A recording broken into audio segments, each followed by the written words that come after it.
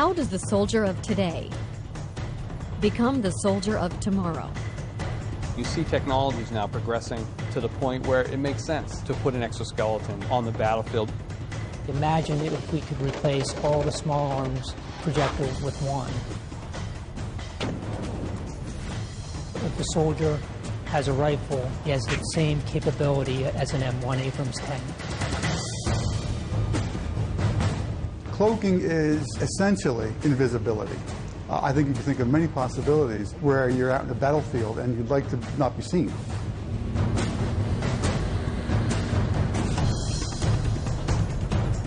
Making warfighters and their gear lighter, stronger, and safer with more firepower. Ensuring America's future soldier is a decisive weapon.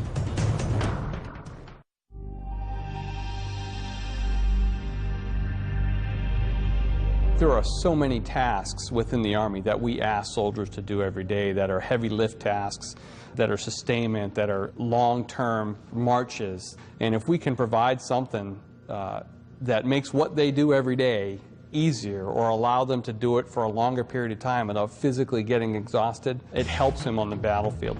Whether it's advanced sensors, or whether it's running faster, to be able to carry a heavier load for a longer distance, a device that knows you, that can learn you, and if it needed to, it knows how you walk, so maybe it takes you back. There's so much potential, I think, when you provide a frame like that or some type of device for personal augmentation. One of the issues we've been looking at to distribute the load effectively or to help the soldiers carry load is the idea of the wearable robots or the exoskeletons. We looked at the full body exoskeleton as well as just strictly a lower body, and where the lower body is just carrying the backpack load, and a full body has the ability to either do that or carry a manual load carriage in the arms.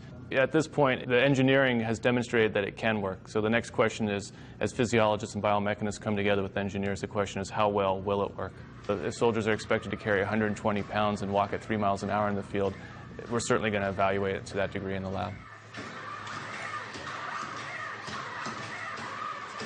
And one of the things that we've gotten smarter with over the years is that you can't just take a novel piece of equipment and expect someone to wear it. So as we get smarter in our research protocols, we've been building in more and more learning time, familiarization. It's an interesting feedback that we get. Some of the soldiers felt like they were more used to carrying the backpack by itself without the device because that's what they're used to, whereas other volunteers felt like they'd rather feel the effects of the device than rather have to feel the effects of the load on their shoulders.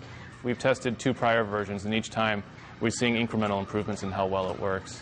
Our long-range research plan is to be able to address things in a very isolated environment here in the lab, and then to grow that research out and start getting into the field more.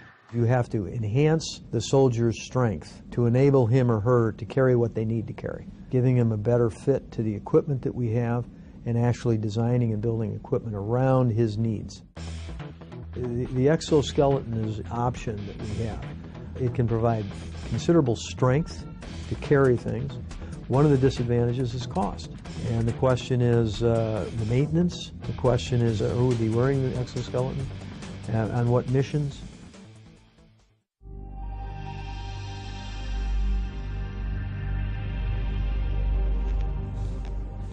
While soldiers need strength and endurance on the battlefield, there are times when they also need stealth. Camouflaged uniforms can help soldiers move undetected when the mission calls for it. In the future, a revolutionary new technology might even make the soldier invisible. If I were to make myself invisible to you, what I would do is I'd get a cloak. And the cloak would consist of a cylinder that I would put around me. What would happen is the light coming from the wall back there would hit the back of the cloak, come around, and then go right to you. So you would see basically right through me.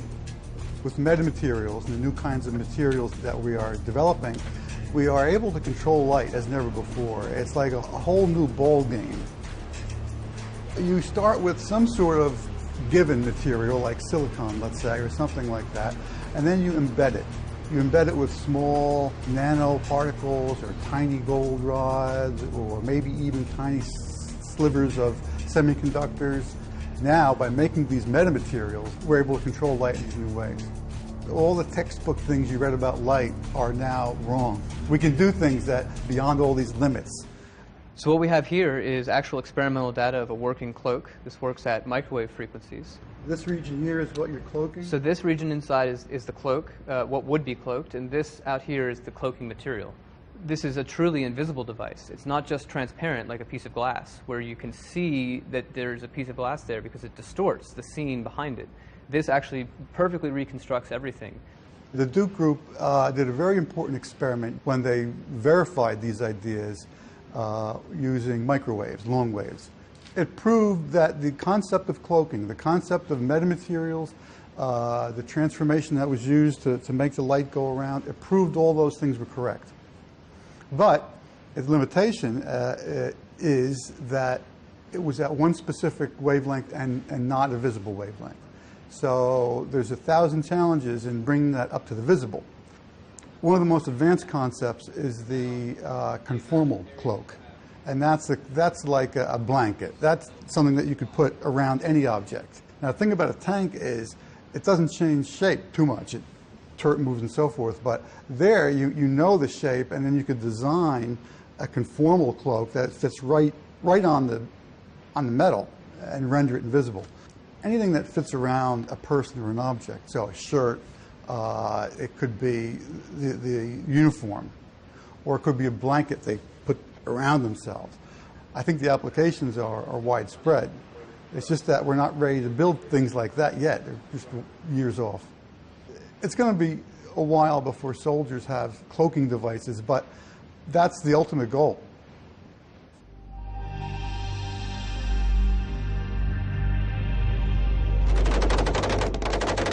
Imagine if we took, all the small arms projectiles that the Army uses now, and we hand one small arm projectile to the soldier, okay, with one weapon system.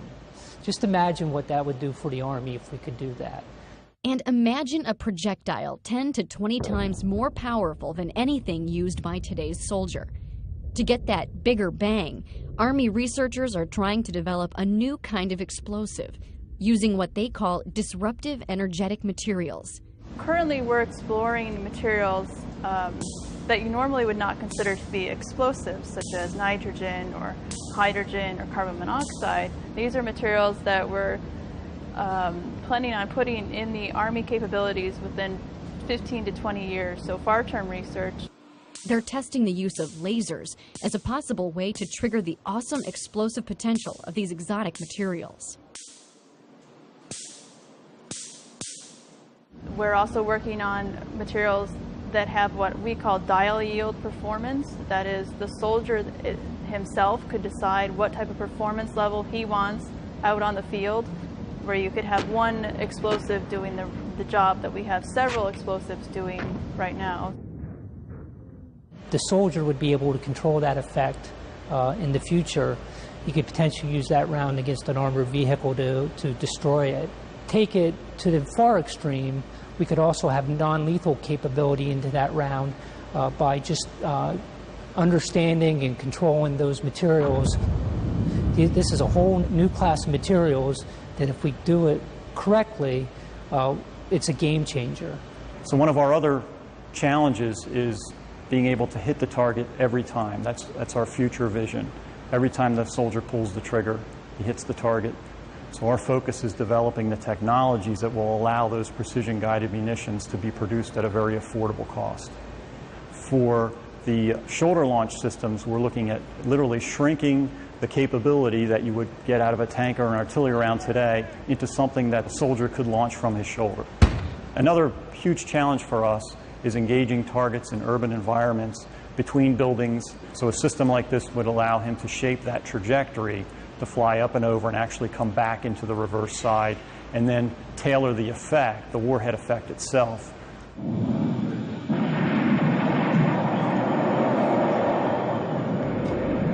Full spectrum capability in the hands of the individual soldier. Tank-like lethality. So one round that would replace many, many rounds is where we see the future of lethality going.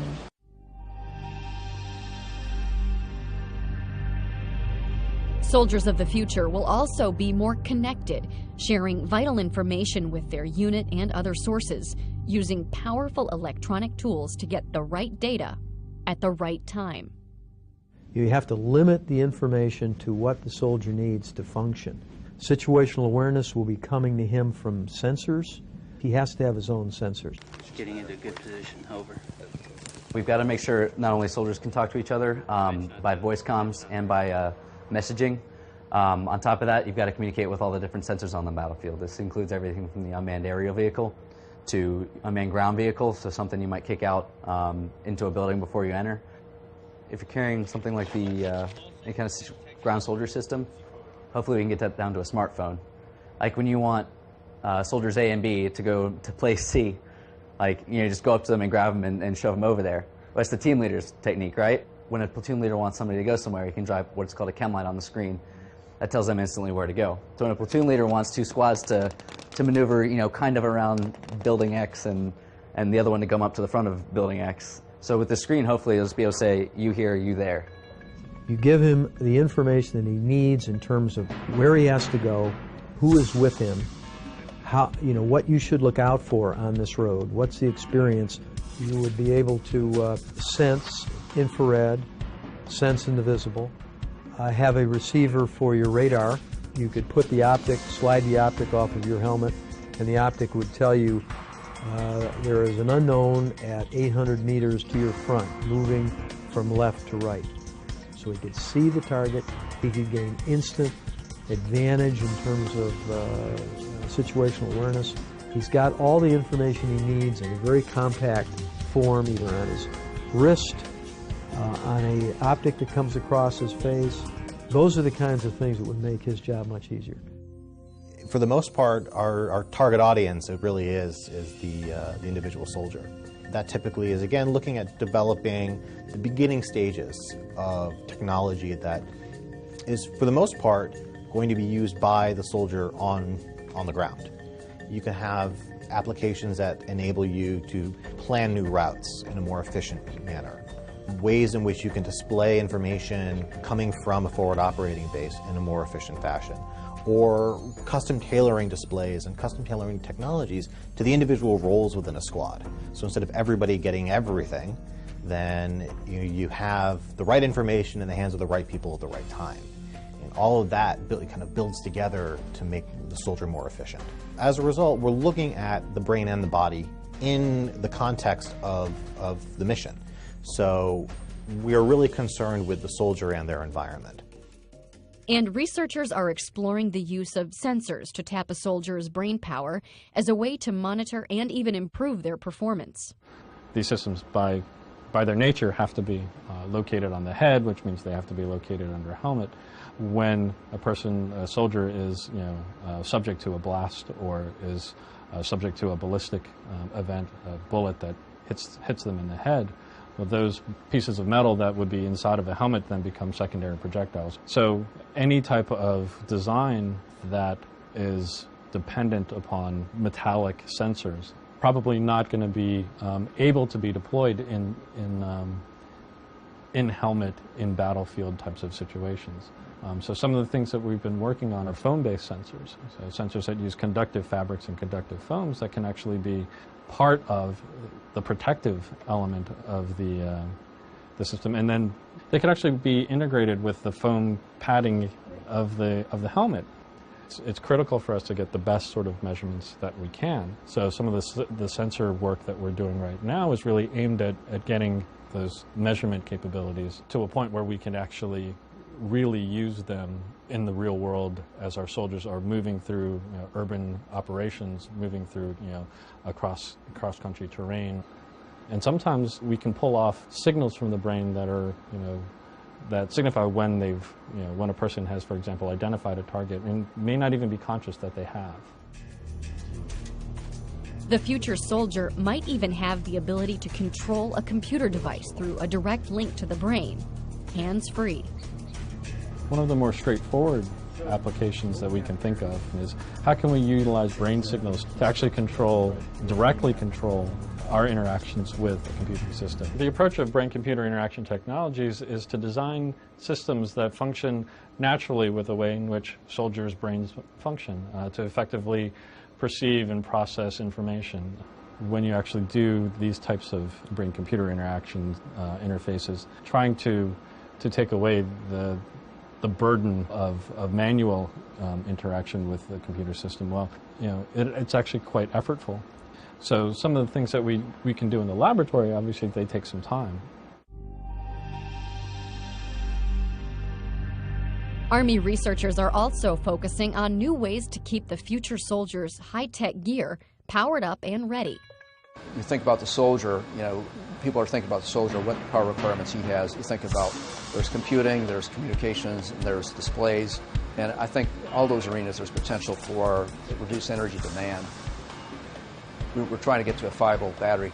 That would potentially extend the capability of the battery by roughly 30%. Translate to soldier, you know, roughly 1/3 less batteries he'd have to carry, or 3 times mission duration for the same battery. A lot of our stuff right now on a sort of standard soldier gets powered by its own battery, but not all of it, not like all of the communications, for example. How do we go ahead and try to integrate all of those power sources, maybe into one common power source, or you know, do some kind of breakout of some powered by each individual battery and some powered by a central power source? And what are the problems if we think even bigger than that and say, how do we power a mission? And how do we get a small combat unit or a tactical small unit? How do you distribute power among that squad? And how do you distribute parts of a power generator or something among that squad? You're losing some individual capability. The Army is putting together a doctrine called operational energy. And part of the doctrine says, hey, I want to be able to use energy more efficiently, reduce reliance on, you know, fuel and recharging and battery resupply. So I want to be able to produce and use energy locally wherever possible. So, you know, this is where some of the alternatives come in. And then we're looking at some alternatives besides batteries. We're working here on fuel cells and some fuel cells that may be able to use a variety of different fuels. Even more sort of further out there might be developing wireless technology so that within a radius of, you know, whatever number of miles we need, everything in that radius will be powered without you having to do anything or carry anything.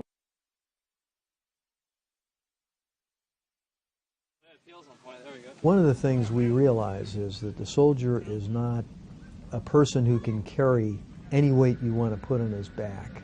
A person has limits in terms of his endurance. You know, our job is to really increase the capabilities for the soldier, but reduce the weight at the same time.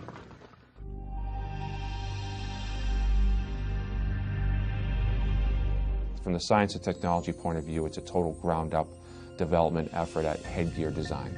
Lighter, stronger, more integrated. We want a streamlined solution that commanders can up armor or de-armor their soldiers depending on the mission. Lightweight materials that are not going to induce near or short-term injuries to the neck and back. Lighter materials for improved mission performance, and just the overall streamlined system. We're looking at the balance and the center of gravity of the helmet from the biomechanical point of view, and then to go along with that, we're taking a look at the weight of the helmet, obviously, to reduce soldiers' load. We're investigating some new heads-up display technologies, more particularly see-through heads-up display. You have that micro display, it's a solid piece of equipment, and it reduces your field of view. So we're looking at technologies that will help open up that field of view and give the soldier more peripheral vision. Soldiers are experiencing a lot of wounds to the face due to secondary blast over effects, whether it be glass, rocks. The different communities are looking for some sort of lower face protection that they can add on if they want to.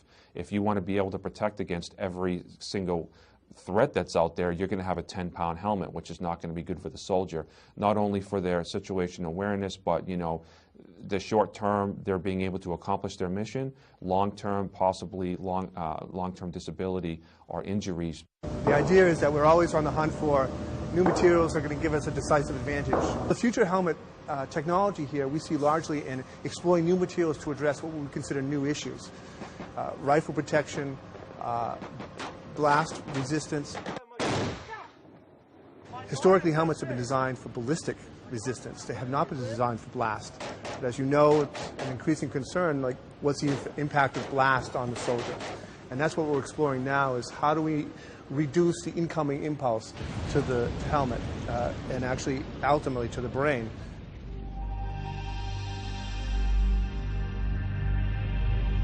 what we find is the enemy picks the areas where we're most weak. And one of the areas that we're weak is the protection of an individual soldier. We have armor that we put on our soldiers right now that are rigid and stiff, not very comfortable for them to wear. We'd rather have all flexible, conformable armor. There's always a desire to engineer conformal, flexible, comfortable armor. And any additional tools we can come up with to help in that pursuit is going to be beneficial. A shear thickening fluid means you have very small particles dispersed in a liquid. So these are very small, very hard, smooth, spherical particles. And what's really interesting about this is this, by volume, is over 50% solids. So over 50% of this is solid glass.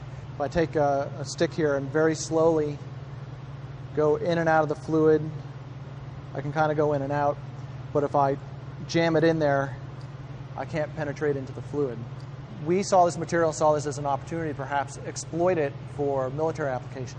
Our body armor that we wear right now is composed of fabrics like this. It's a plain woven Kevlar fabric, great ballistic protection. Now, if I take the same fabric and I add the shear thickening fluid to it, it kind of acts like a glue that kind of holds together the yarns and fibers, does not permit them to slide past each other.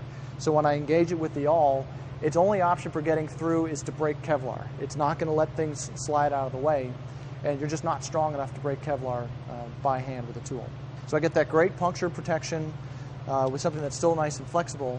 The heavy lifting is still done by the fabric. You need a high-performance fabric in there. This is just altering the way the fabric is interacting with the thread. You're not going to see the fabric disappear and be replaced by purely fluid. It's because we're taking ballistic fabrics and treating them to give them puncture resistance. We can actually make a body armor material that has both puncture resistance and ballistic resistance. This technology primarily is addressing the soft part of the armor. So potentially, if it's designed properly, we could look at reducing the weight or the thickness of the vests. And because of the unique properties of this material, it gives us a lot of opportunities to really tune performance and potentially get us into doing things like creating extremities protection for the arms, the legs, the groin. This is basic research at this point, 5, 10, 15 years. And in fact, as we continue to learn more about the material, we might discover a completely new direction that will lead us down a different path. And soldiers are playing a key role along that pathway by providing a unique blend of feedback on behalf of the future soldier. An HRV is a human resource volunteer. We go and recruit these soldiers out of their schoolhouse, and we just tell them what we are about. Tell them that they can come here and just be volunteers for certain programs that we have. Typical cycle, we can have anywhere from 25 to 33 volunteers, depending on how many studies are going on. They're each here for approximately 90 days each. The first time we went in, they brought us to 5,000 feet, back down, and then they brought us up to 11,500 feet. And then we sat in there for a good half an hour just to see if everybody was okay with it, no one was getting sick or altitude sickness. They put a tube in your mouth, and then they tell you to breathe, and then breathe in heavily, breathe out heavily, in and out. When they first came, they started talking about how this is going to help people on deployments and everything, and I thought it'd be really beneficial to my brothers and sisters in arms that we could help them out in the future. We're really just beginning to understand the relationships, all the intermingling relationships between the brain and the body and the environment. The nice part about virtual environments, immersive virtual environments, is you can control every aspect of the environment.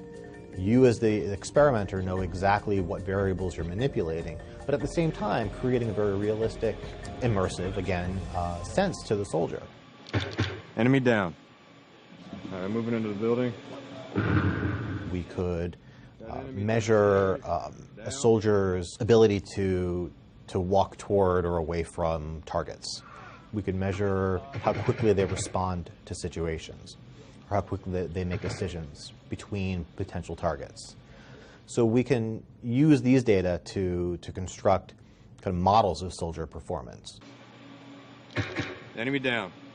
So a piece of technology can have a load associated with it if it distracts you, if it requires your attention periodically. The goal, of course, is to have it complement the soldier in a natural way. It all comes down to capabilities. It all comes down to requirements. It all comes down to what does the soldier need on the battlefield and what makes sense. What we like to do is we like to lay out the long-term vision. But when we see the golden nugget, the potential game changer, we introduce that much quicker into the force. I like to think imagine. And right now we're what if in many other fields too. So that's a very important part of what we do. And then of course you have to back it up by reality. And sometimes, you know, reality is just a blade of a guillotine, cutting your idea the head right off it. But every once in a while, the ideas work out.